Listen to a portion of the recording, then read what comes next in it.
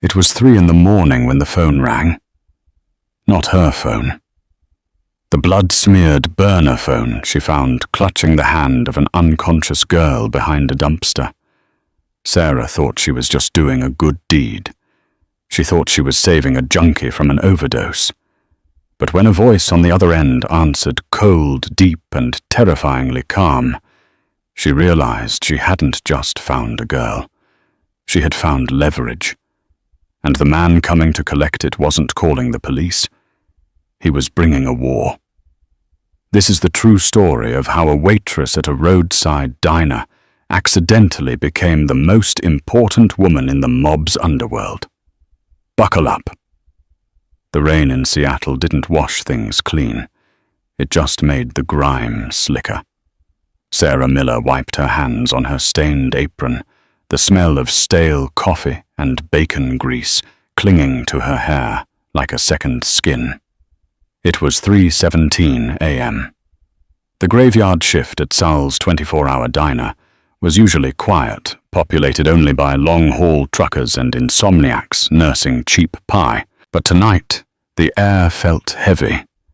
The humidity pressed against the plate glass windows, blurring the headlights of the cars passing on State Route 99. "Hey, Sarah Trash, run!" Sal shouted from the kitchen, the clatter of pans punctuating his rasp. "I'm going, Sal." "Keep your shirt on," Sarah muttered, grabbing the heavy black bags. She kicked the back door open, bracing herself against the gust of wind and rain. The alley behind the diner was a graveyard of broken bottles and wet cardboard. The single sodium light bulb above the door flickered, casting twitchy yellow shadows against the brick wall. Sarah heaved the bags into the dumpster, the plastic straining. She wiped the rain from her eyes, turning to go back inside when a flash of white caught her peripheral vision. It was a sneaker.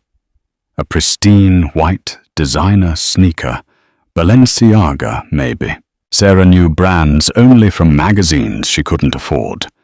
She drove a beat-up 2008 Honda Civic and lived in a studio apartment the size of a closet. That sneaker didn't belong in an alley behind Sal's. "Hello," Sarah called out, her voice trembling slightly. She took a step forward. Behind a stack of wooden pallets, a figure lay crumpled in the mud. Sarah dropped her guard and rushed forward, her nursing school training abandoned 2 years ago, when the tuition money ran out, kicking in. The girl was young, maybe 19. Her expensive silk blouse was torn at the shoulder, and her dark hair was matted with rain and something darker. Blood. "Hey, can you hear me?" Sarah knelt in the mud, ruining her jeans checking for a pulse. It was thready weak. The girl's skin was clammy, her lips tinged with blue. "Overdose," Sarah whispered to herself. She checked the girl's arms. No track marks. She checked her pupils. Pinpricks. Then the phone rang. It wasn't Sarah's phone. It was coming from the girl's clutch, which lay open in a puddle. It was a sleek black device, unbranded. No case. It vibrated violently against the asphalt. Sarah hesitated. The screen didn't show a number. It just said, "Papa." If this girl was in trouble, her dad needed to know. Sarah snatched the phone up with wet hands and swiped right. "Hello. Listen, I found your daughter. She's... Do not speak." The voice on the other end stopped Sarah's heart. It wasn't panicked. It wasn't loud. It was a baritone rumble, absolute and terrifyingly calm. It sounded like the click of a gun's safety being switched off. "Who is this?" the voice asked. I'm a waitress at Sal's diner on Route 99. Look, she's unconscious. She's bleeding. I'm calling 911. "You will not call 911, the man commanded. The authority in his voice was so heavy, Sarah actually froze her thumb, hovering over her own phone. If you call an ambulance, the people who did this to her will find her before I do. Is she breathing? Barely, Sarah stammered, looking down at the girl. She's turning blue. I think she's going into shock. Listen to me very carefully, the man said. I am 3 minutes away. If she dies, you die. Keep her alive. Stay off the line. Click. Sarah stared at the phone. If she dies, you die. She looked down at the girl. The rain was intensifying. Sarah didn't know who this papa was, but she knew fear when she heard it, and she knew physiology. Okay. Sarah breathed, adrenaline flooding her system. Okay, not on my watch. She didn't wait for the man. She scooped her arms under the girl's shoulders. The girl was dead weight, but Sarah was used to carrying trays stacked with heavy plates and moving kegs.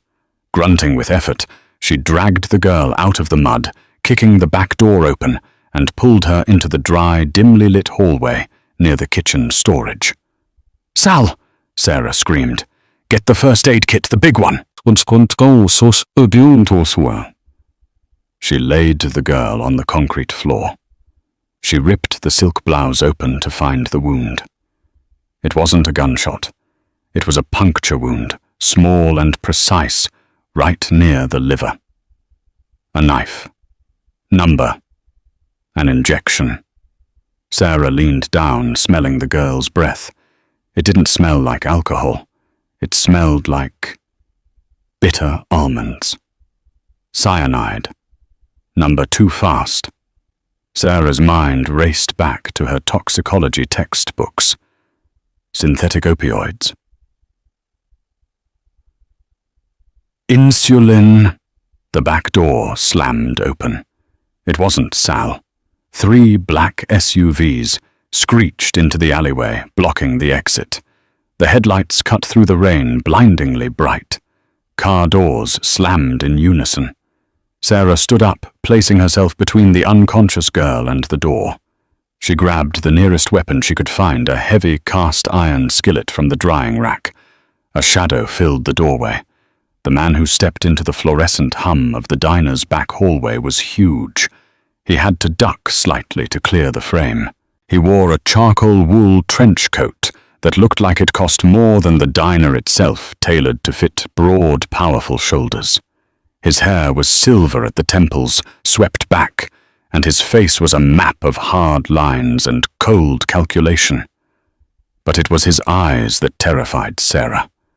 They were grey, like dirty ice, and they swept the room with the precision of a predator.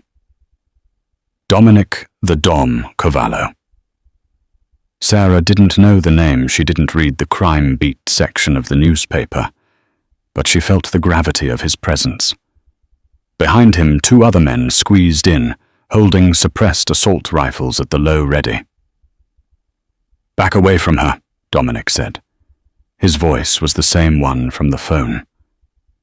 Sarah gripped the cast-iron skillet tighter, her knuckles white. She's unstable. If you move her now, without stabilizing her neck, you could kill her. One of the armed men, a scar-faced brute named Luca, stepped forward, raising his weapon. Boss said, move, sweetheart. Wait, Dominic said, raising a hand. He looked at Sarah. Really looked at her for the first time. He saw the grease on her apron, the defiance in her jaw, and the skillet raised like a shield. He looked past her to his daughter Sophia lying on the concrete. Sophia. Dominic whispered, the mask slipping for a fraction of a second. He knelt beside his daughter, ignoring the mud ruining his Italian suit trousers. He touched her cheek. She's freezing. She's in hypovolemic shock. Sarah snapped her fear, momentarily overridden by her medical instinct. And I think she's been dosed with something. Her pupils are pinned, but her breath smells sweet. Ketamine, or a synthetic sedative. Dominic looked up at Sarah. You're a doctor. Nursing school dropout, Sarah said. "And if you drag her into a car now, she'll aspirate. Turn her on her side. Now." Dominic hesitated, then nodded to Luca. "Do as she says." "Boss, we have to go. The Irish are probably 5 minutes behind us," Luca hissed, checking his watch. "We don't move her until she's stable." Dominic roared, the sound echoing off the tile walls. He looked back at Sarah. "What do you need? Who? Blankets, heat? And do you have Narcan or adrenaline? Medical kit, SUV-2, now." Dominic ordered the second guard. Within seconds, the hallway was a makeshift trauma center. Sarah worked with a focus that surprised even herself. She elevated Sophia's legs on a stack of flour sacks. She wrapped her in the thermal blankets from the SUV. She directed the Mafia boss, the man who probably ordered hits before breakfast, to hold his daughter's head. "She's not waking up," Dominic said, his voice tightening. For the first time, the monster of Seattle sounded like a terrified father. "Her heart rate is dropping," Sarah said, her fingers on Sophia's carotid artery. "She's bradycardic. We need to get her to a hospital. Street. Jude's is 10 minutes away." "No hospitals," Dominic said sharply. "No police. No paper trails." "She could die," Sarah screamed at him. "This isn't a mob movie. She needs a ventilator." "We have a private facility," Dominic said, standing up and towering over Sarah. "And you're coming with us." "Excuse me." Sarah stepped back, hitting the shelving unit. "You know what she's been dosed with. You know her vitals, and you've seen my face." Dominic buttoned his coat. It wasn't a request. Luca grabbed the girl, carefully. "You," he pointed at Sarah, in the car. "I can't just leave. I'm on shift. Sal will be compensated," Dominic said. He pulled a thick roll of $100 bills from his pocket and tossed it onto a tray of defrosting burger patties. "That buys the diner." And his silence. Before Sarah could protest, the second guard grabbed her arm. It wasn't painful, but it was firm. There was no arguing with these men. They moved with military efficiency. Sophia was loaded into the back of the lead SUV.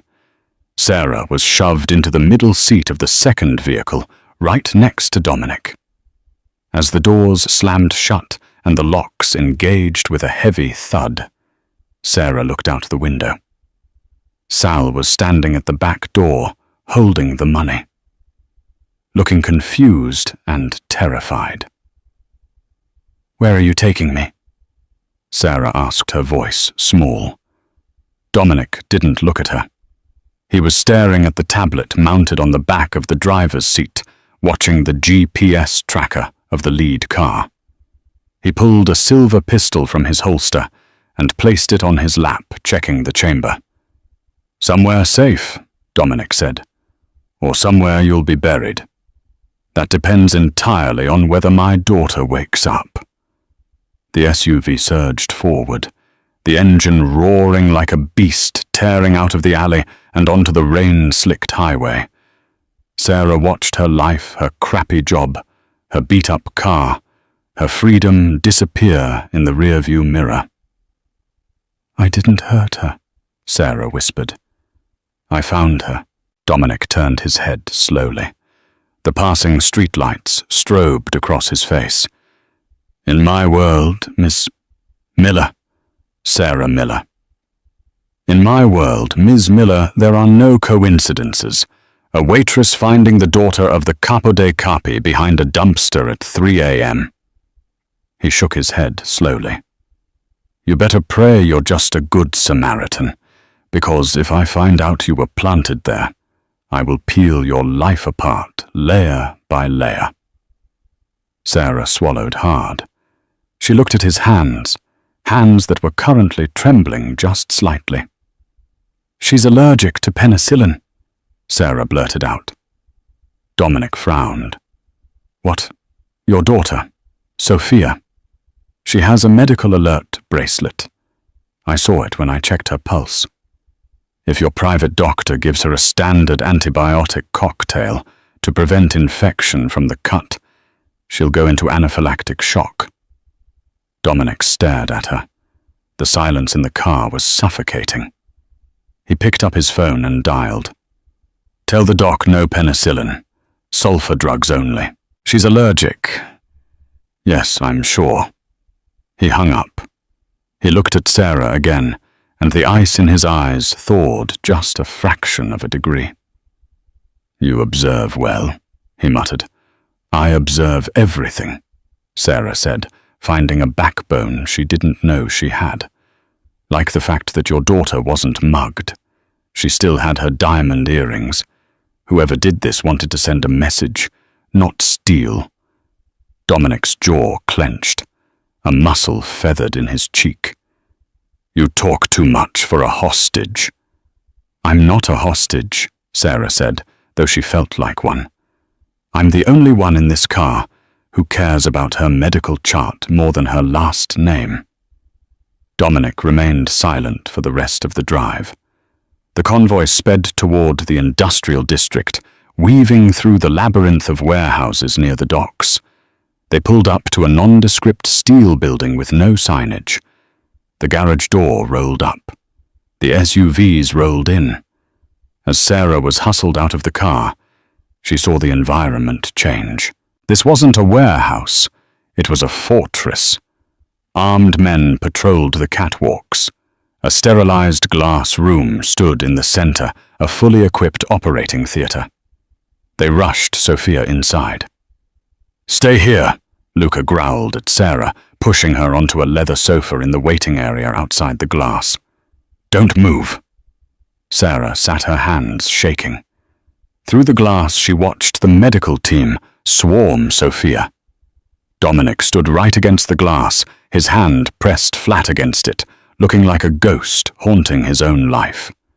Sarah looked around the room. It was filled with expensive art leather furniture and the smell of cigar smoke and gun oil. On the coffee table in front of her was a file folder stamped "Confidential." Curiosity was a dangerous thing, but Sarah had already been threatened with death tonight. She glanced at Luca. He was distracted, talking into his earpiece. Sarah leaned forward and nudged the folder open with her finger. A photograph slid out. It was a picture of her, Sarah Miller. Taken 3 days ago, walking into the diner. Her breath hitched in her throat. "Why do you have a picture of me?" she whispered to the empty room. Suddenly, the doors to the medical bay burst open. The doctor, a balding man in blue scrubs, ran out, looking pale. "Mr. Cavallo," the doctor stammered. "We have a problem. The toxicology report is back." Dominic turned his face a mask of fury. "What is it?" "It's not a street drug," the doctor said. "It's a proprietary neurotoxin, the kind used by the Vitti family." Dominic went still. "Vitti? My own lieutenant." "And?" The doctor hesitated, glancing at Sarah sitting on the couch. "The only known antidote requires a specific enzyme match for synthesis. We need a blood donor, immediate relative, or someone with a rare O-negative variation." Dominic cursed. "I'm A positive." Sarah stood up slowly. The room spun. "I'm O-negative," she said. Dominic and the doctor turned to stare at her. "Test her," Dominic ordered. "Now." As Luca grabbed her arm again to drag her into the medical bay, Sarah's mind reeled back to the photo on the table. They had been watching her. Before tonight. Before the alley. This wasn't an accident. And as the needle pierced her vein, Sarah realized she wasn't just a witness anymore. She was the key. The hum of the centrifuge was the only sound in the room, a rhythmic whirring that matched the pounding in Sarah's temples. She was lying on a gurney, a thick tube running from her left arm into a machine which then fed into another tube connected to Sophia. The girl looked like a porcelain doll broken by a careless child. Her skin was translucent, the blue tinge around her lips slowly fading to a pale pink, as Sore's O-negative blood, rich with the synthesized enzymes the doctor had frantically prepared, cycled into her system. Sarah felt cold. Bone-deep cold. Losing a pint of blood was one thing. A direct, high-volume transfusion, while stressed and dehydrated, was another. Dominic Cavallo sat in a leather armchair between the two gurneys. He hadn't moved for an hour. He had discarded his trench coat, rolling up the sleeves of his white dress shirt, to reveal forearms corded with muscle and a faded tattoo on his left wrist. Omerta. He wasn't looking at his daughter. He was watching Sarah. "You're shaking." Dominic stated his voice devoid of the earlier aggression replaced by a clinical observation. "I'm freezing." Sarah chattered, pulling the thin hospital blanket tighter with her free hand. "And I'm lightheaded. You took a lot." Dominic signaled to the corner of the room. "Luca, get her a steak, rare, and spinach. She needs iron." "I'm a vegetarian," Sarah mumbled, her eyes drooping. Dominic raised an eyebrow. "Not tonight, you're not. You eat what I tell you to eat, or you pass out and die. I don't need two corpses tonight. You have a terrible bedside manner." Sarah slurred, the exhaustion finally winning. "I'm not a doctor, Ms. Miller. I'm a businessman." Sarah forced her eyes open, locking onto his grey stare. The adrenaline was fading, leaving room for the anger to return. "About that business. The photo." Dominic stiffened. He leaned forward, elbows on his knees. "What photo?" "Don't play dumb," Sarah whispered, though her voice lacked force. "On the table outside, in the folder. You had a picture of me, taken days ago. You were stalking me before I found her." Dominic's expression didn't change, but the air in the room shifted. He stood up, walked to the door, and snapped his fingers. Luca handed him the folder Sarah had seen earlier. Dominic flipped it open. He stared at the photo of Sarah in her diner uniform. He flipped the page. There were bank statements, her address, a copy of her nursing school transcript, and a photo of a man Sarah hadn't seen in 5 years. Her brother, Michael. Dominic walked back to the gurney and held the photo of Michael up. "Do you know this man?" Sarah's breath hitched. That's my brother, Michael. I haven't spoken to him since 2018. He's in rehab in Arizona." "He's not in Arizona," Dominic said, his voice dropping to a dangerous growl.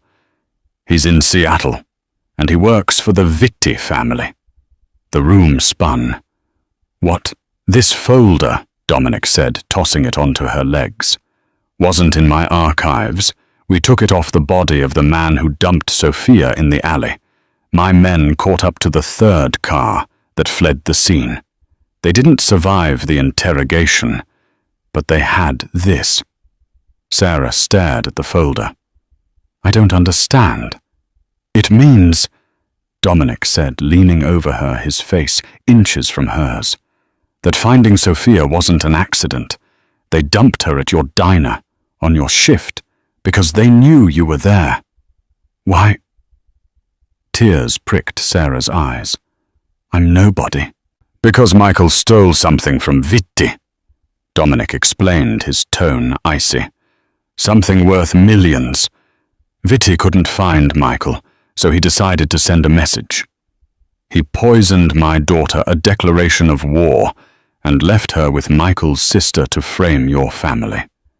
If I had arrived 5 minutes later, my men would have found you standing over my dead daughter." I would have killed you on the spot, and Michael would have been blamed for the hit. Sarah felt bile rise in her throat. He set me up. My own brother, or Vitti set you both up. Either way. Dominic straightened, buttoning his cuffs. You are no longer a bystander, Sarah. You are a loose end. The Vitti family knows you're alive. They know you saw the drop, and now you've saved the girl they tried to kill. Dominic turned to the doctor, who was checking Sophia's monitors. Status. Stable, boss. The toxin is neutralizing. She'll wake up in a few hours. Dominic nodded. He looked back at Sarah. Unhook her. Clean her up. Take her to the penthouse suite. I want to go home, Sarah protested weakly as the nurse removed the needle from her arm. Dominic laughed, a dry, humorless sound. Home to your studio apartment with the broken lock on 4th Street. Vitti has a hit team probably tossing that place right now looking for you. You go home, you're dead by sunrise. He turned to leave, pausing at the door. You saved my daughter Sarah. That buys you my protection. It does not buy you your freedom. Until this war is over, you belong to me. Sarah woke up in a bed that cost more than her car. The sheets were Egyptian cotton, cool and silky against her skin.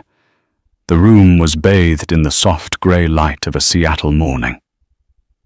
Rain streaked against floor-to-ceiling windows that offered a panoramic view of the Space Needle and the churning grey waters of Puget Sound. She sat up gasping as a wave of dizziness hit her.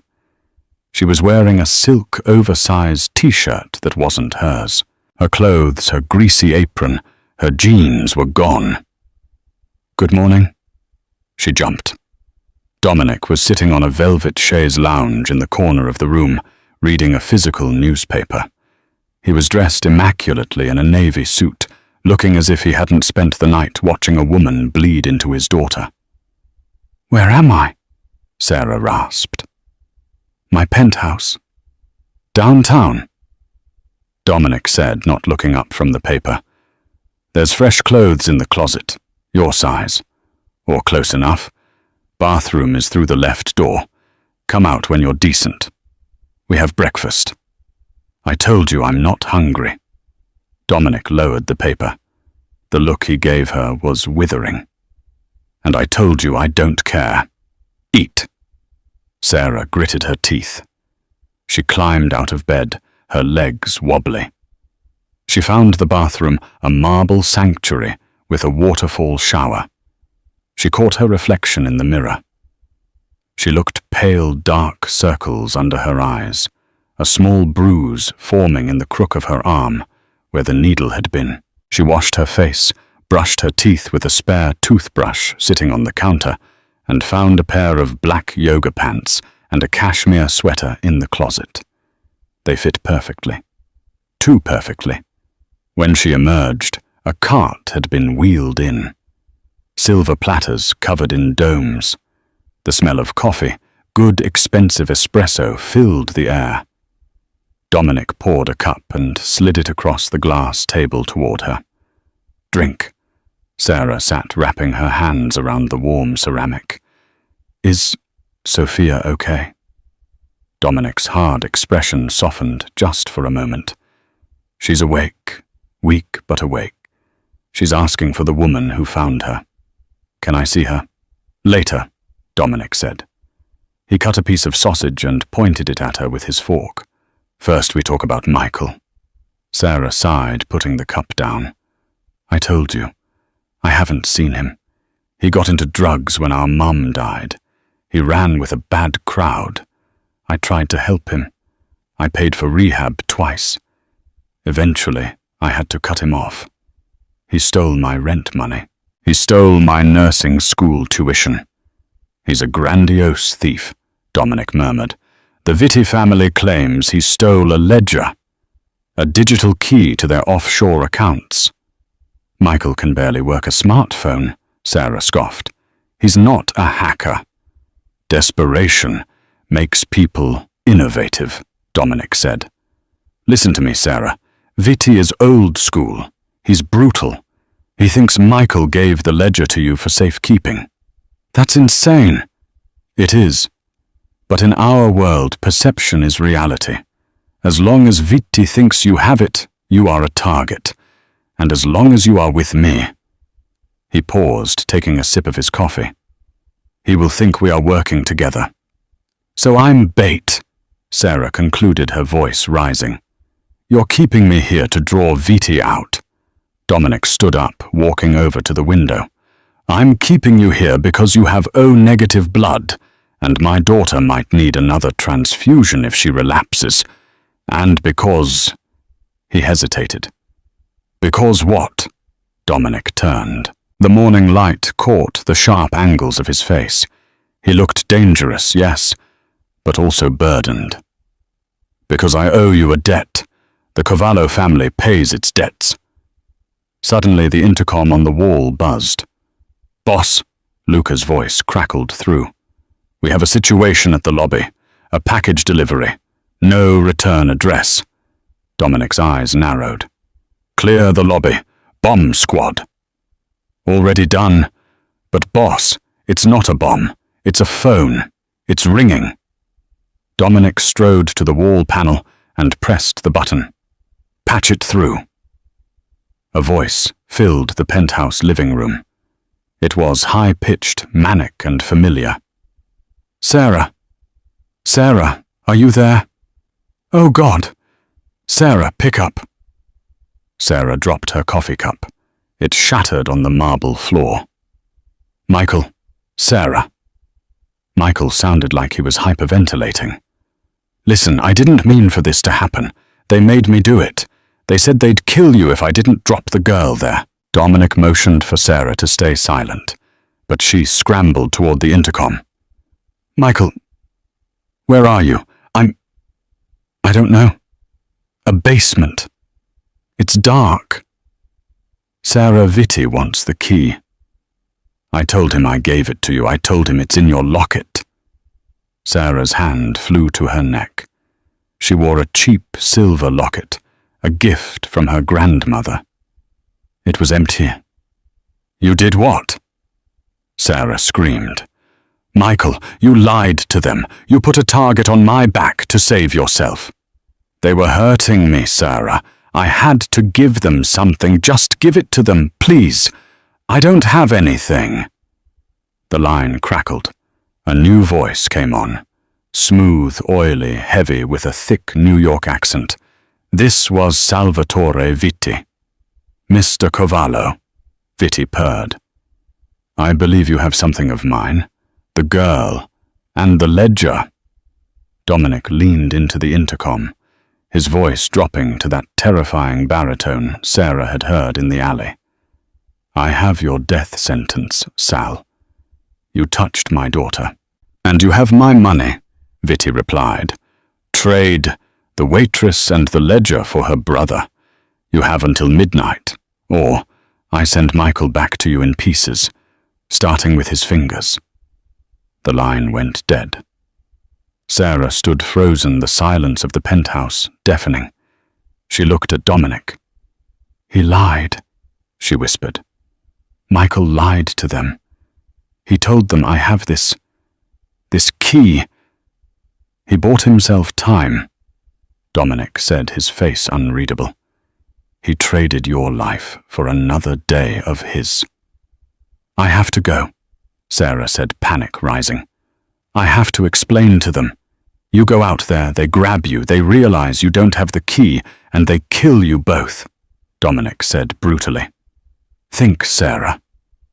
So what do we do? Let him die? Dominic walked over to her. He crunched over the broken ceramic of the coffee cup, not caring about the mess.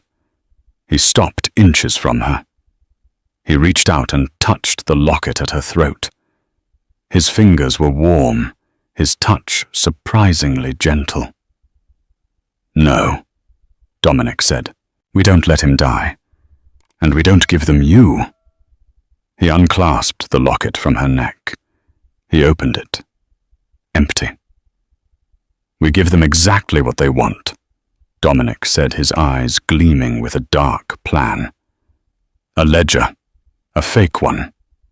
We're going to rig a trap. And who is going to deliver it? Sarah asked, trembling. Dominic looked into her eyes. The tension between them crackled fear mixed with a strange magnetic pull. I am, Dominic said. But you're going to be the distraction. Me. Tonight, Dominic said. You're not a waitress anymore. Tonight you're my fiancée. We're going to the opera. Viti will be watching. We need to make him believe you are untouchable until we lure him into the kill zone. Sarah stared at him. You want me to pretend to be yours? Dominic leaned in his lips, brushing her ear. For tonight, Sarah, you are mine. Wear the red dress in the closet. The war starts at 8 p.m. The dress was a weapon. It was crimson silk, backless, with a neckline that plunged dangerously low and a slit that rode high up her thigh. It was the kind of dress designed to stop traffic, or in this case, start a war. Sarah stared at herself in the full-length mirror of the penthouse dressing room. Her hair had been swept up by a stylist Dominic had summoned, leaving her neck exposed. The bruises on her arm were covered with theatrical makeup. She didn't look like a waitress who scraped gum off tables anymore. She looked like a Mafia queen. It fits. Sarah turned. Dominic was leaning against the doorframe. He was wearing a tuxedo classic black peak lapels, a handgun visibly printing against the silk lining of his jacket if you knew where to look. He held a small velvet box. It's tight, Sarah muttered, tugging at the bodice. I feel like a sausage in expensive casing. Dominic walked over to her. The air in the room seemed to compress. He stood behind her, his eyes meeting hers in the mirror. He didn't smile at her self-deprecation. He looked at her with a terrifying intensity. You look like distraction, he corrected. Viti has a weakness for beauty. He won't be looking at my hands. He'll be looking at you. He opened the velvet box. Inside lay the silver locket she had worn earlier, now polished to a high shine and suspended on a diamond-encrusted chain. I modified it, Dominic said, lifting the necklace. Lift your hair. Sarah obeyed, her hands shaking slightly. Dominic's fingers grazed the nape of her neck. His skin was rough, calloused gunfighter's hands. As he clasped the necklace, his knuckles brushed her bare skin, sending a jolt of electricity down her spine that had nothing to do with fear. Inside the locket, Dominic whispered, his breath hot against her ear, is a micro SD card. Viti thinks it's the ledger. It's actually a localized malware program. Once his tech guy plugs this into their mainframe to verify the accounts, it will fry their servers and ping their location to my team. So I'm walking into the opera house with a cyber nuke around my neck, Sarah said, her voice trembling. Yes. Dominic turned her around so she was facing him. He placed his hands on her bare shoulders. The heat of his palms was grounding. Stay glued to my side. If I squeeze your waist twice, you drop to the floor. Do not ask why. Just drop. Dominic, she whispered. It was the first time she'd used his first name. What if they shoot? Then I kill them, he said simply. Ready? No. Good. Fear keeps you sharp. Scene cut, McCaw Hall. Seattle Opera House. The performance was Tosca. Fitting, Sarah thought. A tragedy about love, betrayal, and execution. They arrived in a black limousine. The paparazzi were there, tipped off by Dominic's PR team. Flashbulbs exploded like strobes as Dominic helped Sarah out of the car. He slid his arm around her waist, pulling her flush against his side. To the cameras, it was a possessive embrace of a lover. To Sarah, it was a human shield. "Smile," Dominic murmured through his teeth as they walked up the red carpet. "You adore me." "I'm terrified of you," Sarah hissed back, plastering a bright fake smile on her face. "That's a form of adoration." They moved through the lobby, a sea of diamonds and tuxedos. Sarah felt eyes on her. Not just the curious stares of Seattle's elite, wondering who the waitress on Cavallo's arm was, but hard eyes. Predator eyes. "Box 4, Dominic told the usher. They took their seats in the private box. The lights dimmed.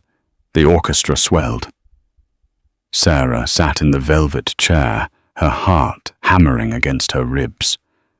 Dominic sat slightly behind her in the shadows, watching the opposite balcony through a pair of opera glasses that Sarah suspected had night vision. "He's here," Dominic said softly. "Box 9.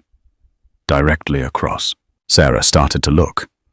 "Don't turn your head," Dominic commanded. "Watch the stage. Let him look at you." Sarah stared at the soprano on stage, but her mind was racing. "Does he have Michael? My scouts say no. Michael is being held at a secondary location. The opera is just for the meet. Viti wants to verify you have the necklace before he authorizes the trade." Suddenly the curtain to their box swept open. Sarah jumped. Dominic didn't flinch. His hand moved imperceptibly toward his tuxedo jacket. A man stepped in. He was short, wearing an ill-fitting suit. He held a tray of champagne. "Compliments of Mr. Viti," the man said, his voice trembling. He wasn't a waiter. He was a messenger. He placed 2 glasses on the ledge. Under one of the glasses was a napkin with a phone number scrawled on it. "Tell Mr. Cavallo," the man stammered, looking at Dominic, "that the price has gone up." Dominic stood up, looming over the small man. "The deal was the ledger for the boy. Mr. Viti likes the girl," the messenger said, glancing at Sarah.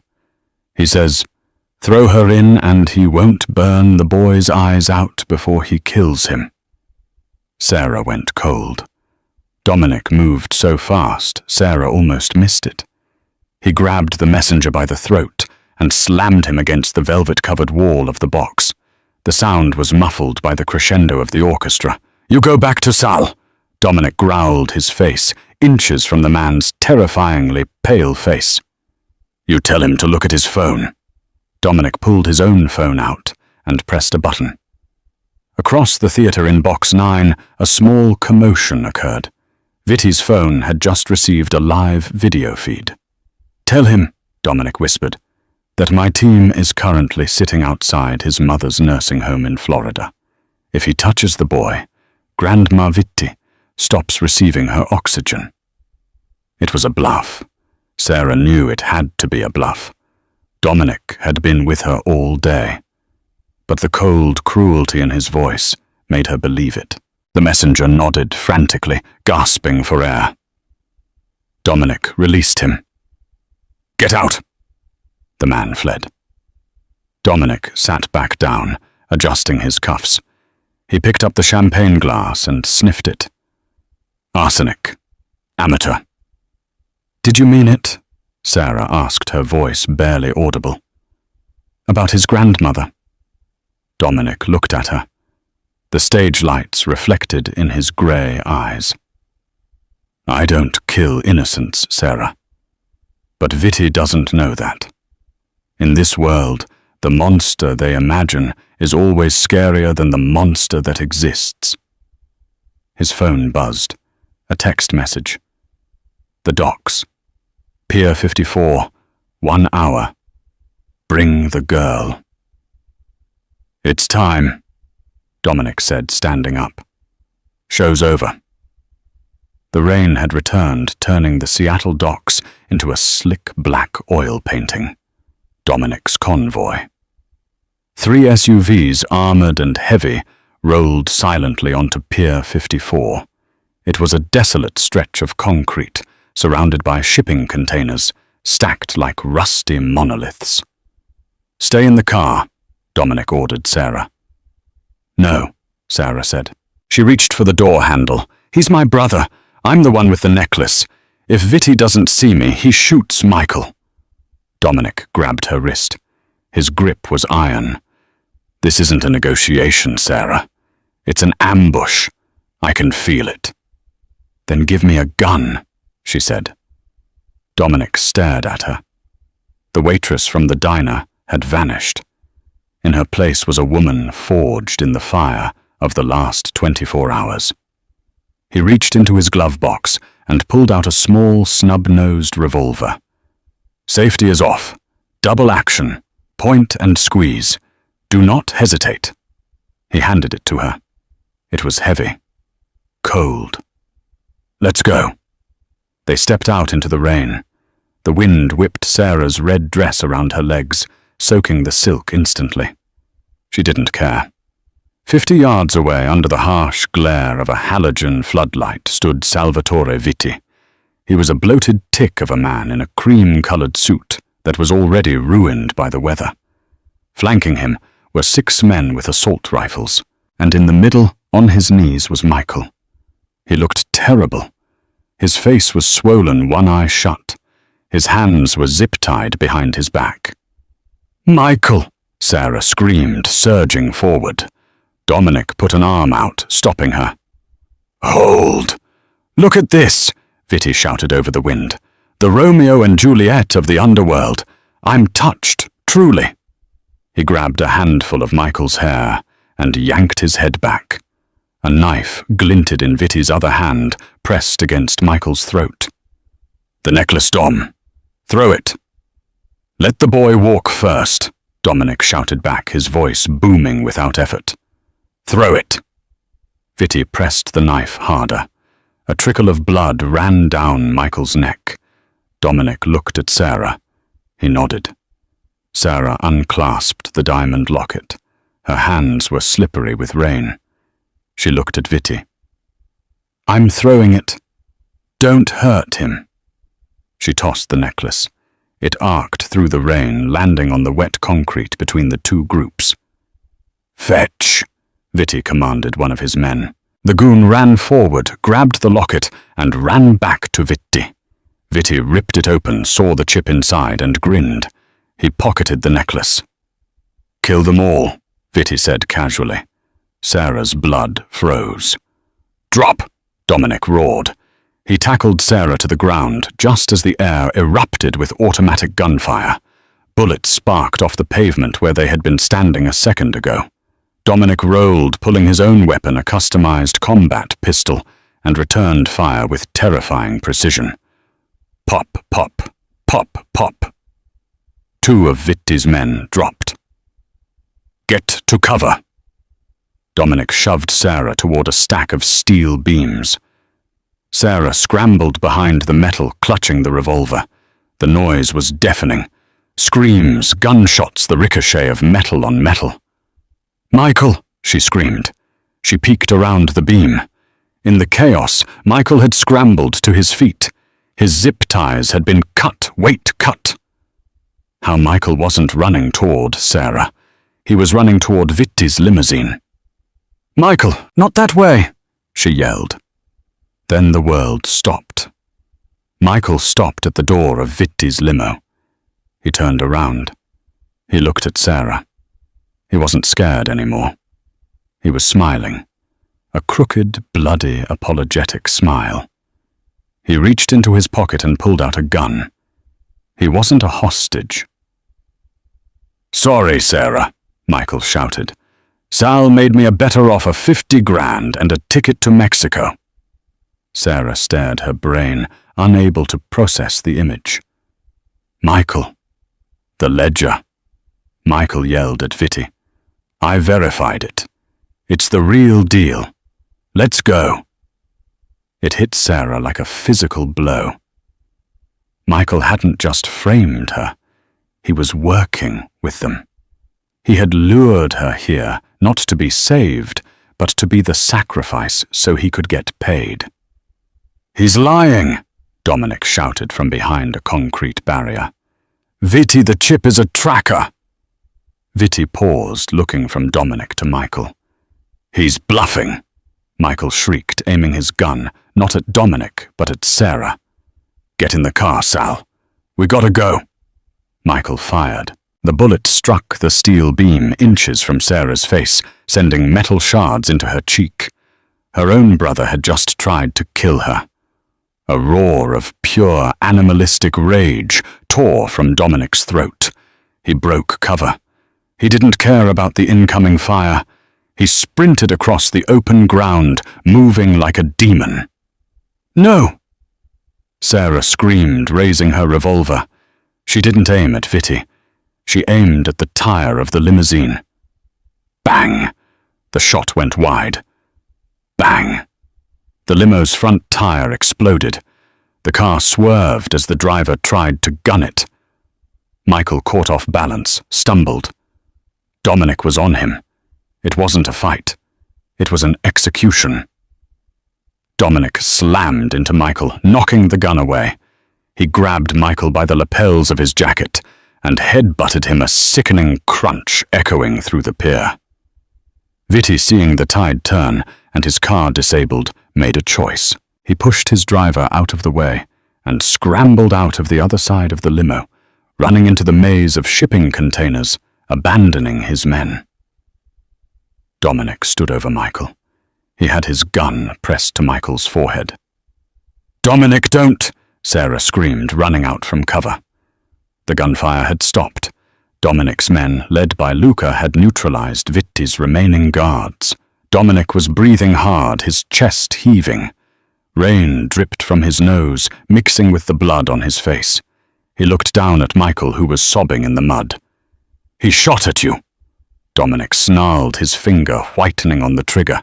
"He sold you for $50,000. "He's my brother," Sarah wept, grabbing Dominic's arm. "Please don't make me watch you kill him."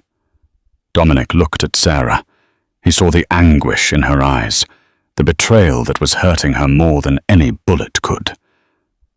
Slowly, agonizingly, Dominic lowered the gun. "He is not your brother," Dominic said, his voice low and deadly. "He is a rat." He stepped back. "Luca, get him out of my sight. If I see him in Seattle again, I will skin him alive." Luca grabbed Michael, dragging him away into the darkness. Michael didn't look back at Sarah. He just wept like a coward. Sarah stood trembling in the rain. The adrenaline crashed. Her knees gave way.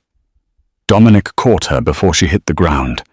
He pulled her into his chest, wrapping his trench coat around her ruined red dress.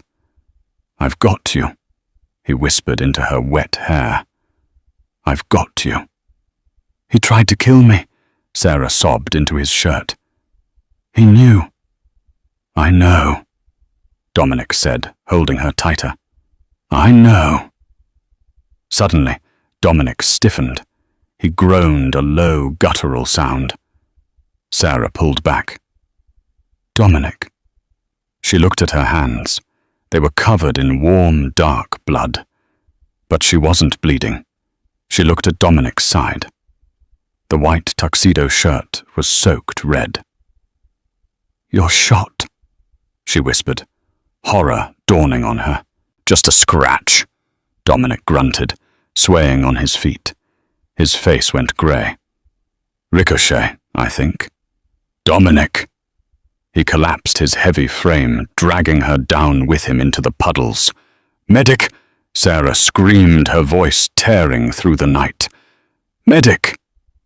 As the darkness closed in on the pier, Sarah pressed her hands against the wound in the Mafia boss's side, trying to hold his life inside his body, realizing with a terrifying clarity that she wasn't just saving him because he was her protector. She was saving him because she had fallen in love with him. The waiting room smelled of antiseptic and espresso. a scent that would forever remind Sarah of the worst night of her life. It had been 6 hours since they wheeled Dominic into the surgical suite of his private estate. The bullet had missed his heart by an inch, but it had nicked an artery. He had lost a lot of blood that Sarah had tried desperately to keep inside him with her bare hands in the back of the speeding SUV. Sarah sat on the edge of the leather sofa, still wearing the ruined red dress now dried stiff with mud and the blood of the man she loved. "Mrs. Miller." Sarah looked up. It was Luca. The giant enforcer looked tired. His dress shirt unbuttoned, his face grim.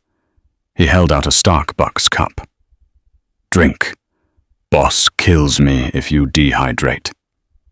Sarah took the cup, her hands trembling. "Is he?" "He's out of surgery," Luca said, sitting heavily in the chair opposite her. "The doc says he's tough as old leather. He'll make it." Sarah let out a breath she felt like she'd been holding for hours. A sob escaped her throat, and she clamped a hand over her mouth. "He took a bullet for me," she whispered. "He took a bullet for his family," Luca corrected gently. "That includes you now." Luca pulled a tablet from his jacket. "You might want to see this. While the boss was in surgery, the necklace you threw at Vitti. It did its job." Sarah looked at the screen. It showed a map of Seattle with a bright red pulsing dot located in a warehouse district south of the city. The malware uploaded the second Vitti's tech guy plugged it in to check the ledger. Luca explained with a dark grin. It fried their offshore banking servers and broadcast their GPS location to every hit man in the tri-state area with a grudge against Vitti. And then I sent a team. "Is Vitti?" "Gone," Luca said simply. "The Vitti family is no more. The war is over, Sarah." It should have made her feel better. But the victory felt hollow. Her brother was gone, exiled to a life of fear, dead to her in every way that mattered. Her old life was gone. "Can I see him?" Sarah asked. "He's waking up. He's asking for you." Sarah stood up, her legs finding strength she didn't know she had. She walked down the sterile hallway to the recovery room. Dominic looked pale against the white sheets. Monitors beeped rhythmically, a sound Sarah usually associated with her nursing training, but now it sounded like the most beautiful music in the world. It was the sound of him living. She approached the bed. His grey eyes fluttered open. They were hazy with anesthesia, but they focused on her instantly. "The dress," he rasped, his voice a dry croak. "It's ruined." Sarah laughed through her tears. She sat on the edge of the bed and took his large, rough hand in hers. "I think I can afford a new one. Or maybe I'll just go back to my apron." Dominic squeezed her hand. It was weak, but the intent was there. "No aprons. Not unless you're cooking for me." "Vitti is dead," Sarah whispered, stroking his forehead. "The necklace worked. You won." "We won," Dominic corrected. He closed his eyes for a moment, fighting a wave of pain. "Your brother. I kept my word. He's on a bus to Mexico. If he comes back..." "He won't," Sarah said, her voice hardening. "He knows what he lost." "Sarah." Dominic looked at her again, the intensity returning to his gaze, piercing through the drugs. "I told you that you were a guest until the war was over." Sarah's heart dropped. "So, I can go back to my studio apartment?" Dominic moved his hand, cupping her cheek, his thumb brushing away a smudge of dirt. "The war is over," he said softly. "But the debt isn't paid. You saved my daughter. You saved me, and I..." He paused, struggling with the words. I don't think I can sleep without you in this house anymore." "Is that a job offer?" Sarah asked, a small smile playing on her lips. "Live-in nurse." "No," Dominic said. "It's a proposal. Stay. Not as a hostage, not as a nurse, as my partner." Sarah looked at the man who had terrified her in an alleyway just 48 hours ago. She saw the violence in him, yes, but she also saw the fierce loyalty, the protective fire that had shielded her from bullets. She leaned down and kissed him. It was gentle, careful of his oxygen mask, but it sealed her fate. "I'm expensive," she whispered against his lips. Dominic smirked. "I own the city. I can afford you." The grand opening of the Sofia Cavallo Pediatric Wing at St. Jude's Hospital was the event of the season. Camera flashes popped like fireworks. The elite of Seattle were there sipping champagne and pretending they didn't know exactly where the funding for this state-of-the-art facility came from. Sarah stood on the balcony, looking out over the city. She wore a dress of deep emerald green. No more red was for war that hugged her curves. Her hair was styled, her makeup flawless. The grease-stained waitress was a memory. "Nervous?" Sarah turned. Sophia stood there. The girl looked healthy, vibrant, her cheeks flushed with life. She wore a dress that matched Sarah's. In the last 6 months, they had become inseparable. Sarah wasn't her mother. Nobody could replace that. But she was a sister, a mentor, and a friend. "A little," Sarah admitted. "I still feel like I'm going to drop a tray of drinks on someone." Sophia laughed. "You're the CEO of the foundation, Sarah. You don't carry trays. You hire people to carry them." A heavy, warm hand settled on Sarah's waist.